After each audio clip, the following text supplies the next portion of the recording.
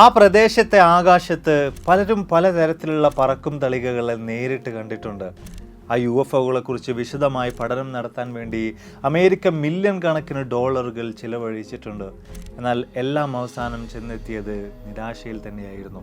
ആ സ്ഥലത്തരങ്ങേറിയ കാര്യങ്ങളെല്ലാം തന്നെ ഇന്നും ചുരുളഴിയാത്ത വൻ രഹസ്യമായി തന്നെ അവശേഷിക്കുകയാണ്. ഇന്ന് നിങ്ങളെ സ്വാഗതം ചെയ്യുന്നത് അമേരിക്കയിലെ സ്കിൻ വാക്കർ റാഞ്ചിൻ്റെ രഹസ്യങ്ങളിലേക്കാണ്. Welcome back to AF world.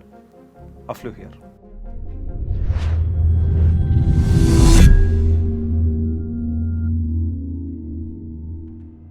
ഏറെക്കുറെ 512 ഏക്കർ വിസ്തൃതിയിൽ പരന്നു കിടക്കുന്ന അമേരിക്കയിലെ യൂട്ടയിലെ ഒരു റാഞ്ചാണ്, ഒരു മേച്ചിൽ പുറമാണ് സ്കിൻ വാക്കർ റാഞ്ച് എന്ന് പറയുന്നത്. 1996 ജനുവരി 30 ദ ഡെസർട്ട് ന്യൂസിൽ ഫ്രീക്വന്റ് ഫ്ലയേഴ്സ് എന്ന് പറയുന്ന ഒരു ആർട്ടിക്കിൾ വന്നതോട് കൂടിയിട്ടാണ് ലോകത്തിൻ്റെ മുഴുവൻ ശ്രദ്ധ സ്കിൻ വാക്കർ റാഞ്ചിലേക്ക് തിരിയുന്നത്. അത് യഥാർത്ഥത്തിൽ ഷെർമാൻ കുടുംബത്തെക്കുറിച്ച്, അവരുടെ അനുഭവങ്ങളെക്കുറിച്ചുള്ള ഒരു ആർട്ടിക്കിളായിരുന്നു. വളരെയേറെ വിചിത്രമായിട്ടുള്ള ഒരുപാട് അനുഭവങ്ങൾ തന്നെയാണ് സ്കിൻ വാക്കർ റാഞ്ചിൽ താമസക്കാരായിരുന്ന അവർക്ക് നേരിടേണ്ടി വന്നിട്ടുണ്ടായിരുന്നത്. അതിനെക്കുറിച്ച് പറയുന്നതിന് മുമ്പ് എങ്ങനെയാണ് ഈ ഒരു പ്രദേശത്തിന് സ്കിൻ വാക്കർ റാഞ്ച് എന്നൊരു പേര് ലഭിച്ചതെന്ന കാര്യത്തെക്കുറിച്ച് വിശദമായി നമ്മളൊന്ന് മനസ്സിലാക്കേണ്ടതുണ്ട്. ഈ ഒരു മേഖലയിൽ താമസിച്ചിരുന്ന പഴയ ആളുകൾക്കിടയിൽ ഈ പ്രദേശവുമായി ബന്ധപ്പെട്ട് വലിയൊരു കഥയുണ്ട്. ചില ദുർമന്ത്രവാദികളുമായി ബന്ധപ്പെട്ട ഒരു കഥ. ഒരു കാലത്ത് കമ്മ്യൂണിറ്റി ഹീലേഴ്സ് ആയിട്ടുണ്ടായിരുന്ന അമാനുഷിക ശക്തിയുള്ള ചില വിച്ചസ് ഉണ്ടായിരുന്നു, ചില മന്ത്രവാദികൾ ഉണ്ടായിരുന്നു. അവരുടെ ഈ ഒരു സൂപ്പർ പവറുകൾ ഉപയോഗിച്ചുകൊണ്ട് ആളുകൾക്ക് വ്യത്യസ്ത തരത്തിലുള്ള കാര്യങ്ങളൊക്കെ തന്നെയും നന്മകളൊക്കെ തന്നെയും അവർ ചെയ്തു വരികയും ചെയ്യുമായിരുന്നു. എന്നാൽ പിന്നീട് അങ്ങോട്ട് പതിയെ അവരുടെ ഈ ഒരു പവറുകളെല്ലാം തന്നെ മോശം കാര്യങ്ങൾക്ക് വേണ്ടി ആ മന്ത്രവാദികൾ ഉപയോഗിക്കാൻ ആരംഭിക്കുകയാണ്. അങ്ങനെ അവരൊക്കെ തന്നെയും ദുർമന്ത്രവാദികളായിട്ട് മാറി വരികയാണ്. ഇവരെ സംബന്ധിച്ചിടത്തോളം ഇവരുടെ ഏറ്റവും വലിയൊരു സൂപ്പർ പവർ ആയിരുന്നു ഏതൊരു ജീവിയുടെയും രൂപത്തിലേക്ക് ഇവർക്ക് മാറാൻ സാധിക്കും, രൂപം മാറാൻ സാധിക്കും എന്ന് പറയുന്നൊരു കാര്യം. അതായത് 4 കാലുള്ള ജീവിയായിട്ടും മൂങ്ങയായിട്ടും പശുവായിട്ടും അങ്ങനെ തുടങ്ങി വ്യത്യസ്ത തരത്തിലുള്ള ജീവികളുടെ ഭാവങ്ങളിലേക്കൊക്കെ തന്നെയും ഈ മന്ത്രവാദിനികൾക്ക് രൂപം മാറാൻ സാധിക്കുമായിരുന്നു. അതുകൊണ്ടൊക്കെ തന്നെയാണ് ഇവരെ സ്കിൻ വാക്കേഴ്സ് എന്ന് വിളിച്ചിരുന്നത്. ഈ മന്ത്രവാദിനികൾ താമസിച്ചിരുന്നതിൻ്റെ തൊട്ടടുത്തുള്ളൊരു സ്ഥലമാണ്, അല്ലെങ്കിൽ ഒരു വലിയ മേച്ചിൽപ്പുറമാണ് എന്നതുകൊണ്ട് തന്നെയാണ് ഈ ഒരു പ്രദേശത്തിന് ഇത്തരത്തിൽ സ്കിൻ വാക്കേഴ്സ് റാഞ്ച് എന്ന് പറയുന്ന ഒരു പേര് കൂടെ ലഭ്യമായിട്ടുള്ളത്. എന്തൊക്കെ തന്നെയായാലും ഇത് ചില കഥകളിൽ മാത്രം അവശേഷിക്കുന്ന കാര്യങ്ങളാണ്, ചില മിത്തുകൾ മാത്രമാണ്. അതൊക്കെ തന്നെയും നമുക്ക് ഒഴിവാക്കാം. ഇനി യഥാർത്ഥത്തിൽ നടന്ന ചില സംഭവ കഥകളിലേക്ക് നമുക്ക് തിരിച്ചു വരാം. 1994 ഷെർമാൻ കുടുംബം സ്കിൻ വാക്കർ റാഞ്ച് മേടിച്ച് അങ്ങോട്ടേക്ക് താമസം മാറുന്നത്. അതിന് മുമ്പേ അത് ഉപയോഗിച്ചിട്ടുണ്ടായിരുന്ന വ്യക്തികൾ, അല്ലെങ്കിൽ അതിൻ്റെ മുൻപത്തെ ഉടമ ഈ ഒരു പ്രദേശത്തെയും അതിലുണ്ടായിരുന്ന വീടൊക്കെ തന്നെയും പൂർണ്ണമായിട്ടും ഉപേക്ഷിച്ച നിലയിലായിരുന്നു, അബാൻഡൻ ആയ നിലയിലായിരുന്നു ഉണ്ടായിരുന്നത്. അതിൻ്റെ ഒക്കെ ഭാഗമായിട്ട് മാർക്കറ്റ് പ്രൈസിനേക്കാളൊക്കെ തന്നെയും വളരെ കുറഞ്ഞ വിലക്ക് ഈ ഒരു പ്രദേശത്തെ മേടിക്കാൻ വേണ്ടി ഷെർമാൻ കുടുംബത്തിന് സാധിക്കുകയും ചെയ്തിട്ടുണ്ടായിരുന്നു. ഏറെക്കുറെ 512 ഏക്കർ വിസ്തൃതിയിൽ പരന്നു കിടക്കുന്ന വലിയൊരു മേച്ചിൽപ്പുറം, അതിന് നടുഭാഗത്തായിട്ട് ഒരു വീടും ഉണ്ടായിരുന്നു. ഷെർമാൻ ഫാമിലിയെ സംബന്ധിച്ചിടത്തോളം വളരെ ചെറിയ വിലക്ക് ഇത്തരത്തിൽ വലിയൊരു സ്ഥലം ലഭ്യമായത് എന്തുകൊണ്ടും അവർക്ക് നേട്ടമായിരുന്നു, ഒരു ബെസ്റ്റ് ഡീൽ തന്നെയായിരുന്നു. അവരാകട്ടെ കന്നുകാലികളൊക്കെ വളർത്തിയിട്ടാണ് ജീവിതം മുന്നോട്ടേക്ക് കൊണ്ടുപോയിട്ടുണ്ടായിരുന്നത്. വൈകാതെ തന്നെ അവർ ഈ ഒരു സ്കിൻ വാക്കർ റാഞ്ചിലേക്ക് താമസം മാറുന്നുണ്ട്. അവരാദ്യം തന്നെ ശ്രദ്ധിച്ചൊരു കാര്യം ഉണ്ടായിരുന്നു. ഈ സ്കിൻ വാക്കർ റാഞ്ചിൻ്റെ നടുഭാഗത്തുള്ള വീടിനകത്തേക്ക് ഇവർ കയറുമ്പോൾ ആ വീടിൻ്റെ വാതിലുകളും ജനലുകളും എല്ലാം തന്നെ ചങ്ങല ഉപയോഗിച്ചുകൊണ്ട് ബന്ധിച്ചിട്ടുണ്ടായിരുന്നു. എന്തിനാണ് മുൻപത്തെ ഓണർ ഇത്തരം ഒരു വിചിത്രമായിട്ടുള്ള പ്രവൃത്തി ചെയ്തതെന്ന കാര്യത്തെക്കുറിച്ച് ആദ്യം തന്നെ ഷെർമാൻ കുടുംബം ചിന്തിക്കുന്നുണ്ട്. അതായത് ടെറി ഷെർമാനും അയാളുടെ ഭാര്യയായിട്ടുള്ള ഗുൻ ഷെർമാനും ടീനേജറായിട്ടുള്ള അവരുടെ മകനും അതുപോലെ തന്നെ 10 വയസ്സോളം പ്രായമുള്ള മകളുമാണ് ഇങ്ങോട്ടേക്ക് താമസം മാറിയിട്ടുണ്ടായിരുന്നത്. എന്തൊക്കെ തന്നെയായാലും വളരെ സന്തോഷപൂർണ്ണമായിട്ട് തന്നെ അവരിങ്ങോട്ടേക്ക് താമസം മാറുന്നുണ്ട്. അവരുടെ കന്നുകാലികളൊക്കെ തന്നെയും ഇങ്ങോട്ടേക്ക് കൊണ്ടുവരുന്നുണ്ട്. വളരെ സന്തോഷകരമായ നിലയിൽ തന്നെ അവരുടെ ഓരോ ദിവസവും കടന്നു പോകുന്നുണ്ട്. എന്നാൽ ഒരു ദിവസം തീർത്തും അപ്രതീക്ഷിതമായി ഗ്വൻ ഷെർമാൻ വീട്ടിലേക്ക് തിരിച്ചു വരുന്ന വഴിയിൽ അവരുടെ കാറിന് എന്തോ ഒരു വലിയ വെളിച്ചം പിന്തുടരുന്നതായിട്ട് അവർക്ക് തോന്നുകയാണ്. ഒരു ഫ്ലൈയിങ് ലൈറ്റ്, പറന്നുകൊണ്ടിരിക്കുന്ന ഒരു വെളിച്ചമായിരുന്നു അത്. ഇതേ സമയം ടെറി ഷെർമാൻ വീടിന് പുറത്തായിരുന്നു, ഫീൽഡിലായിരുന്നു. അയാളോടൊപ്പം തൻ്റെ നായ്ക്കളും ഉണ്ടായിരുന്നു. തീർത്തും അപ്രതീക്ഷിതമായി ആകാശത്ത് നിന്നും എന്തൊക്കെയോ തരത്തിലുള്ള ചില വിചിത്രമായിട്ടുള്ള ശബ്ദങ്ങൾ ടെറി ഷെർമാൻ കേൾക്കാൻ സാധിക്കുകയാണ്. അയാൾ ഒന്ന് കാതോർത്തപ്പോൾ ഏതൊക്കെയോ ചില പുരുഷന്മാരുടെ ശബ്ദങ്ങളാണ് താൻ കേട്ടുകൊണ്ടിരിക്കുന്നതെന്ന കാര്യത്തെക്കുറിച്ച് അയാൾക്ക് മനസ്സിലാക്കാൻ സാധിക്കുകയാണ്. അയാൾ ഒന്നുകൂടെ കാതോർക്കുന്നുണ്ട്, കൃത്യമായി ശ്രദ്ധിക്കാനുള്ള ശ്രമങ്ങൾ നടത്തുന്നുണ്ട്. തനിക്ക് മനസ്സിലാകാത്ത ഏതൊക്കെയോ ഭാഷയിലാണ് ആ സംഭാഷണങ്ങൾ ഉള്ളത് എന്ന കാര്യത്തെക്കുറിച്ചും അത് മുകൾ ഭാഗത്ത് നിന്ന് ഏറെക്കുറെ 10-20-25 അടി ഉയരത്തിൽ നിന്നാണ് കേട്ടുകൊണ്ടിരിക്കുന്നത് എന്ന കാര്യത്തെക്കുറിച്ചും കൃത്യമായി അയാൾക്ക് മനസ്സിലാക്കാൻ സാധിക്കുന്നുണ്ട്. ഈ ഒരു അവസരത്തിൽ ഇതൊക്കെ തന്നെയും കേട്ട് പരിഭ്രാന്തരായിട്ടുള്ള അയാളുടെ വേട്ട നായ്ക്കളും അപ്പോൾ കുരച്ചുകൊണ്ടേയിരിക്കുകയും ചെയ്യുന്നുണ്ട്. പതിയെ പതിയെ ആ ശബ്ദങ്ങളൊക്കെ തന്നെയും പോയി മറിയുകയാണ്. എല്ലാം വീണ്ടും ശാന്തമാവുകയാണ്. പിന്നെയും ദിവസങ്ങൾ കടന്നു പോവുകയാണ്. അങ്ങനെ ഇരിക്കെ ഒരു ദിവസം വലിയൊരു ചെന്നായ പശുക്കളെ പിടികൂടാൻ വേണ്ടി അങ്ങോട്ടേക്ക് എത്തിച്ചേരുകയാണ്. ടെറി ഷെർമാൻ നോക്കുമ്പോൾ അയാൾ ഇന്നേ വരെ കണ്ടതിൽ വെച്ച് ഏറ്റവും വലിയൊരു ചെന്നായയായിരുന്നു അത്. അതായത് സാധാരണ ചെന്നായകളെക്കാൾ ഏറെക്കുറെ 3-4 ഇരട്ടിയോളം വലുപ്പം വരും അതിന്.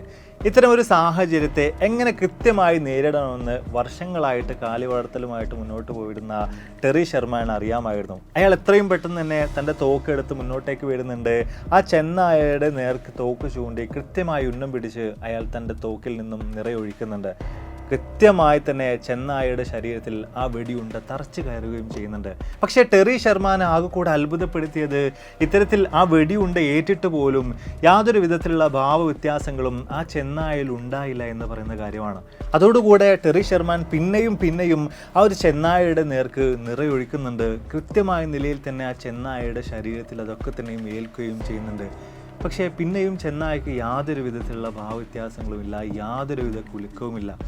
ഏതാനും സമയം ആ ചെന്നായ അതുപോലെ തന്നെ നിന്നതിന് ശേഷം പതിയെ തൊട്ടടുത്ത കാട്ടിലേക്ക് കയറി പോവുകയാണ് ഉണ്ടായത്. പതിയെ അത് അപ്രത്യക്ഷമാവുകയാണ് ചെയ്തത്. ഉടനെ തന്നെ ഇത്രയും വലിയൊരു ചെന്നായയെ കണ്ടതോടു കൂടിയിട്ട് ടെറി ഷെർമാൻ തൻ്റെ മകനെയും കൂട്ടി കാട്ടിലേക്ക് ഇറങ്ങുന്നുണ്ട്. ആ ചെന്നായയെ പിന്തുടർന്ന് നടക്കുന്നുണ്ട്. ഏതാനും ദൂരമൊക്കെ കൃത്യമായ നിലയിൽ തന്നെ ആ ചെന്നായയുടെ കാൽപ്പാടുകൾ അവർക്ക് കാണാനും സാധിച്ചു. എന്നാൽ പെട്ടെന്നൊരു സ്ഥലത്ത് വെച്ചുകൊണ്ട് ആ കാൽപ്പാടുകൾ എങ്ങോട്ടൊന്നില്ലാതെ മാഞ്ഞു പോയിട്ടുള്ളതായിട്ടാണ് അവർക്ക് കണ്ടെത്താൻ സാധിച്ചത്. മുന്നോട്ടേക്കോ മറ്റു വശങ്ങളിലേക്കോ ഒന്നും തന്നെ ആ ചെന്നായ പോയതിൻ്റെ യാതൊരു വിധത്തിലുള്ള കാൽപ്പാടുകളും അവർക്ക് പിന്നീട് അങ്ങോട്ട് അവിടെ ഒന്നും കണ്ടെത്താനായില്ല. ഇതിന് ശേഷം പിന്നീട് അങ്ങോട്ട് വ്യത്യസ്ത തരത്തിലുള്ള വിചിത്രമായിട്ടുള്ള പലതരം കാര്യങ്ങൾ ആ ഒരു റാഞ്ചിനകത്ത് അരങ്ങേറുകയാണ്. ടെറി ഷെർമാൻ കുടുംബത്തിൽ അരങ്ങേറാൻ ആരംഭിക്കുകയാണ്. പിന്നീട് പലതരത്തിലുള്ള വിചിത്ര രൂപികളായിട്ടുള്ള ജീവികളെ ആ റാഞ്ചിൻ്റെ പല ഭാഗങ്ങളിലായിട്ട് അവർക്ക് കാണാൻ സാധിക്കുകയുണ്ടായി. മാത്രമല്ല തീർത്തും അമാനുഷികപരമായിട്ടുള്ള ചില കാര്യങ്ങൾ കൂടെ ടെറി ഷെർമാൻ്റെയും അതുപോലെ തന്നെ ഗ്വെൻ ഷെർമാൻ്റെയും ജീവിതത്തിൽ കൂടെ നടക്കുന്നുണ്ട്. ഗ്വെൻ ഷെർമാൻ ഗ്രോസറിയിൽ നിന്നും സാധനങ്ങളൊക്കെ തന്നെയും മേടിച്ച് കൊണ്ടുവന്ന് അത് കവറിൽ നിന്നൊക്കെ മാറ്റിയിട്ട് കൃത്യമായിട്ട് അറേഞ്ച് ചെയ്ത് ഒരുക്കി വെച്ചിട്ടുണ്ടായിരുന്നു. പക്ഷെ അവർ പിന്നീട് വന്ന് നോക്കുന്ന അവസരത്തിൽ അതെല്ലാം തന്നെ കവറിൽ ഇരിക്കുന്നതായിട്ടാണ് അവർക്ക് കാണാൻ സാധിച്ചത്. ഇതുപോലെ തന്നെ ടെറി ഷെർമാൻ്റെ ഒരു ഫെൻസ് ഡിഗർ ഉണ്ടായിരുന്നു, ഏറെക്കുറെ 70 പൗണ്ടോളം ഭാരം വരുന്നത്. അത് അയാളൊന്ന് തിരിഞ്ഞ അവസരത്തിൽ പെട്ടെന്ന് വെച്ചുകൊണ്ട് കാണാതാകുന്നുണ്ട്. എന്നാൽ പിന്നീട് അയാൾക്ക് ഈ ഒരു സാധനത്തെ കണ്ടെടുക്കാൻ സാധിക്കുന്നത് കാട്ടിൽ ഏറെക്കുറെ 70 അടി ഉയരത്തിൽ ഒരു മരത്തിന് മുകളിൽ കുടുങ്ങിക്കിടക്കുന്ന നിലയിലായിട്ടായിരുന്നു. എങ്ങനെയാണ് ഇത്രയും ഭാരം വരുന്ന ഈ ഒരു ഫെൻസ് ഡിഗർ ടൂള് ഈ മരത്തിന് മുകളിൽ ഇത്ര അധികം ഉയരത്തിലേക്ക് എത്തിയത് എന്ന കാര്യത്തെക്കുറിച്ച് എത്ര ആലോചിച്ചിട്ടും അയാൾക്ക് യാതൊരു വിധത്തിലുള്ള എത്തും പിടിയും ലഭിച്ചിരുന്നില്ല. മാത്രവുമല്ല ഇതിനെല്ലാം അപ്പുറത്തേക്ക് പലതരത്തിലുള്ള പ്രകാശഗോളങ്ങൾ ആകാശത്തിലൂടെ പറന്ന് നീങ്ങുന്നതായിട്ട്, പലതരത്തിലുള്ള UFOകൾ പറക്കുംതളികൾ പറന്ന് നീങ്ങുന്നതായിട്ട് കൂടെ നിരന്തരമായിട്ട് ഈ ഒരു സ്കിൻ വാക്കർ റാഞ്ചിൽ ഷെർമാൻ ഫാമിലിക്ക് കാണാൻ സാധിക്കുകയാണ്. അതും പല വലുപ്പത്തിലുള്ള പറക്കുന്ന ഗോളങ്ങളെയാണ് അവർക്ക് കാണാൻ സാധിച്ചിരുന്നത്. പ്രത്യേകിച്ച് 3 വലുപ്പത്തിലുള്ള 3 തരത്തിലുള്ള ഗോളങ്ങൾ അവർ ഇത്തരത്തിൽ കണ്ടിരുന്നു. അതിൽ ഒരെണ്ണം വരുന്നത് അത്യാവശ്യം ചെറുതാണ്, ഒരു ബോക്സി ടൈപ്പിലുള്ള ഒരെണ്ണമായിരുന്നു. അതുപോലെ തന്നെ അടുത്തത് വരുന്നത് ഏറെക്കുറെ 40 അടിയോളം നീളത്തിൽ വരുന്ന നീണ്ട ഒരു പറക്കും തളികയാണ്, അല്ലെങ്കിൽ ഒരു പറക്കുന്ന ഗോളമായിരുന്നു. അതുപോലെ തന്നെ ഏറ്റവും അവസാനമായിട്ട് അവർ നിരന്തരമായിട്ട് കണ്ടിരുന്നത് ഒരു ഫുട്ബോൾ ഗ്രൗണ്ടുകളുടെ ഒക്കെ അത്ര വലുപ്പമുള്ള വലിയൊരു പറക്കുന്ന തളികയാണ്. ഇത്തരത്തിലുള്ള ഈ പ്രതിഭാസങ്ങൾ അരങ്ങേറുമ്പോൾ ആകാശത്തിൽ ഇത്തരത്തിൽ വിചിത്രമായിട്ടുള്ള പറക്കുന്ന പ്രകാശങ്ങൾ കാണുമ്പോൾ, അല്ലെങ്കിൽ ഇത്തരത്തിലുള്ള വസ്തുക്കളെ കാണുന്ന അവസരത്തിൽ മറ്റൊരു കാര്യം കൂടെ ഇവരുടെ കുടുംബത്തിൽ സംഭവിക്കുന്നുണ്ടായിരുന്നു, അരങ്ങേറുന്നുണ്ടായിരുന്നു. ഇത്തരം പ്രകാശങ്ങൾ, ഇത്തരം UFOകളൊക്കെ തന്നെയും കാണുന്ന അതേ ദിവസം തന്നെ അവരുടെ ചില കന്നുകാലികൾ കൂടെ കാണാതാകുമായിരുന്നു. പിന്നീട് ആ റാഞ്ചിൻ്റെ വ്യത്യസ്ത ഭാഗങ്ങളിൽ ഒക്കെ തന്നെയും തിരച്ചിൽ നടത്തുന്ന അവസരത്തിൽ ഈ കന്നുകാലികളുടെ മൃതദേഹങ്ങൾ കൂടെ പല ഭാഗങ്ങളിൽ നിന്നായിട്ട് അവർക്ക് കണ്ടെടുക്കാൻ സാധിക്കുമായിരുന്നു. അവയിൽ ചില വിചിത്രമായിട്ടുള്ള കാര്യങ്ങൾ കൂടെ ഉണ്ടായിരുന്നു. ഈ കന്നുകാലികളുടെ മൃതദേഹങ്ങളൊക്കെ തന്നെയും ലഭ്യമാകുമ്പോൾ അതിൽ നിന്നൊക്കെ തന്നെയും ചോര പൂർണ്ണമായിട്ടും വലിച്ചെടുത്ത അവസ്ഥയിലായിരുന്നു അതൊക്കെ തന്നെയും അവർക്ക് ലഭ്യമായിട്ടുണ്ടായിരുന്നത്, അവർക്ക് കിട്ടിയിട്ടുണ്ടായിരുന്നത്. മാത്രമല്ല ഏതെങ്കിലും ജീവികൾ ആക്രമിച്ചതുപോലെയുള്ളതിനേക്കാളൊക്കെ അപ്പുറത്തേക്ക് കൃത്യമായിട്ടൊരു സർജൻ ഒരു പരീക്ഷണത്തിന് വേണ്ടി എങ്ങനെയാണോ ഓരോ അവയവങ്ങൾ മുറിച്ചെടുക്കുക അതേ ഒരു രീതിയിൽ അതേ ഒരു കൃത്യതയോട് കൂടിയിട്ട് ഈ കന്നുകാലികളുടെ ശരീരത്തിൽ നിന്നും മുറിച്ചെടുത്തിട്ടുള്ള രീതിയിലാണ് ഈ മൃതദേഹങ്ങളൊക്കെ തന്നെയും കാണാൻ സാധിച്ചിരുന്നത്. അതിലൊക്കെ തന്നെയും ചിലപ്പോൾ ചില കന്നുകാലികളുടെ ശരീരഭാഗങ്ങൾ കാണാതാകാറുണ്ട്, കൈകളും കാലുകളും കാണാതാകാറുണ്ട്, ചിലപ്പോൾ അവയുടെ ആന്തരിക അവയവങ്ങൾ കാണാതാകാറുണ്ട്. ഈ ഒരു അവസ്ഥയിലൊക്കെ തന്നെയാണ് ഈ മൃതദേഹങ്ങളെ സ്കിൻ വാക്കർ റാഞ്ചിൻ്റെ പല ഭാഗങ്ങളിൽ നിന്നായിട്ട് ഈ ഒരു ഷെർമാൻ ഫാമിലിക്ക് നിരന്തരമായി ലഭിച്ചുകൊണ്ടേയിരുന്നത്. ഇത്തരത്തിൽ വളരെയേറെ വിചിത്രമായിട്ടുള്ള പലതരം കാര്യങ്ങൾ പിന്നീട് അങ്ങോട്ടും ഷെർമാൻ ഫാമിലിയിൽ അരങ്ങേറിക്കൊണ്ടേയിരിക്കുകയാണ്. ഈ ഒരു അവസരങ്ങളിലൊക്കെ തന്നെയും ധൈര്യം സംഭരിച്ചുകൊണ്ട് ഇതിനൊക്കെ തന്നെയും തരണം ചെയ്ത് മുന്നോട്ടേക്ക് പോകാൻ തന്നെ അവർ തീരുമാനിക്കുന്നുണ്ട്. ഓരോ തവണയും ഇത്തരത്തിൽ ഈ പ്രകാശം ആകാശത്തിൽ കാണപ്പെടുന്ന അവസരങ്ങളിലൊക്കെ തന്നെയും അവരുടെ കന്നുകാലികളെയും അതിനനുസരിച്ച് തന്നെ അവർക്ക് നഷ്ടമായിക്കൊണ്ടേയിരുന്നു. അത്തരത്തിൽ ഏറെക്കുറെ 18 മാസങ്ങളോളം കടന്നു പോകുന്നുണ്ട്. അങ്ങനെ ഇരിക്കെ ഒരു ദിവസം രാത്രിയിൽ ആകാശത്ത് പെട്ടെന്ന് വെച്ചുകൊണ്ട് ഈ ഒരു ഗോളം പ്രത്യക്ഷമാകുന്നത് കണ്ട ഉടനെ തന്നെ ടെറി ഷെർമാൻ തൻ്റെ വേട്ട നായ്കളെ അഴിച്ചുവിടുകയാണ്.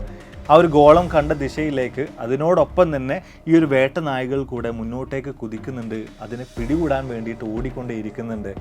എന്നാൽ കുറച്ച് സമയത്തിനുള്ളിൽ പതിയെ ആ ഗോളത്തിൽ നിന്നുള്ള പ്രകാശം അപ്രത്യക്ഷമാകാൻ ആരംഭിക്കുകയാണ്.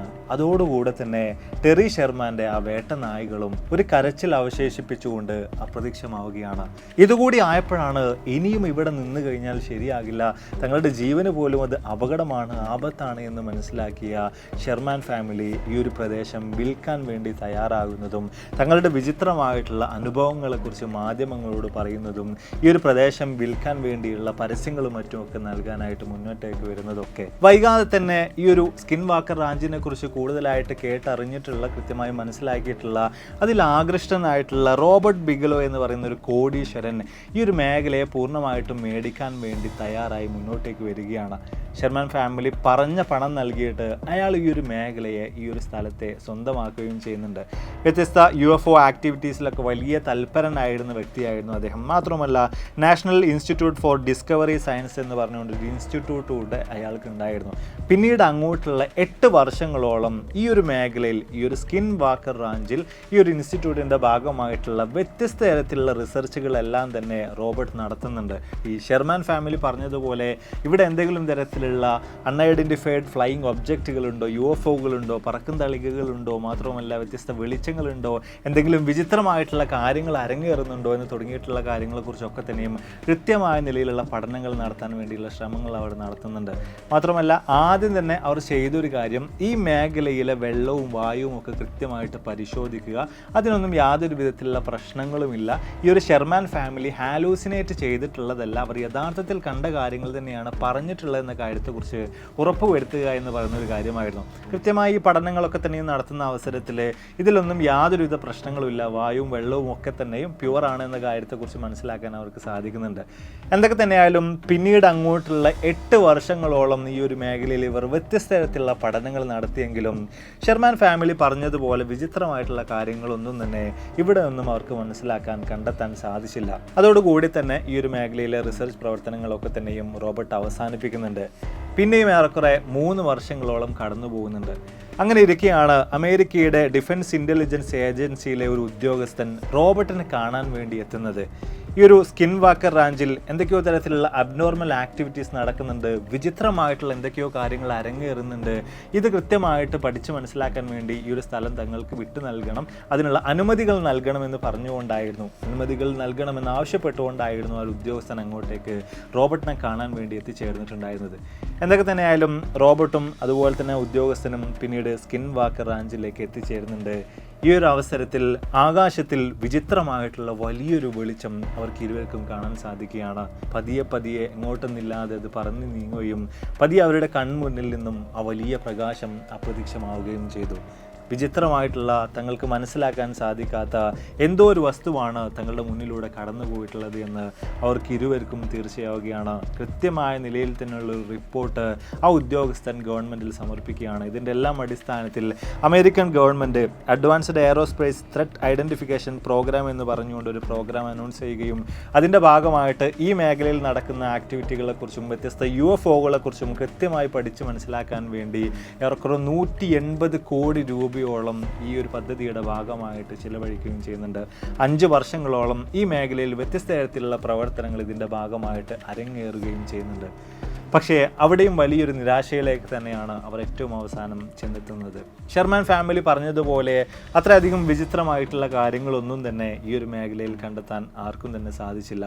പ്രത്യേകിച്ച് UFOകൾ, പറക്കും തളികകൾ ഒന്നും തന്നെ ഈ ഒരു മേഖലയിൽ അമേരിക്കയുടെ ഈ ഒരു വിഭാഗത്തിന് കണ്ടെത്താൻ സാധിച്ചില്ല. എന്തൊക്കെ തന്നെയായാലും വർഷങ്ങൾക്കിപ്പുറം ആ ഒരു കമ്മിറ്റി അല്ലെങ്കിൽ ആ ഒരു പ്രോഗ്രാം ഇപ്പോൾ പുനർനാമകരണം ചെയ്തുകൊണ്ട് unidentified aerial phenomena task force എന്ന പേരിലാണ് അറിയപ്പെട്ടുകൊണ്ടിരിക്കുന്നത്. ഇപ്പോഴും അവരുടെ വ്യത്യസ്ത തരത്തിലുള്ള പ്രവർത്തനങ്ങളും മറ്റുമൊക്കെ നടക്കുന്നുണ്ട്.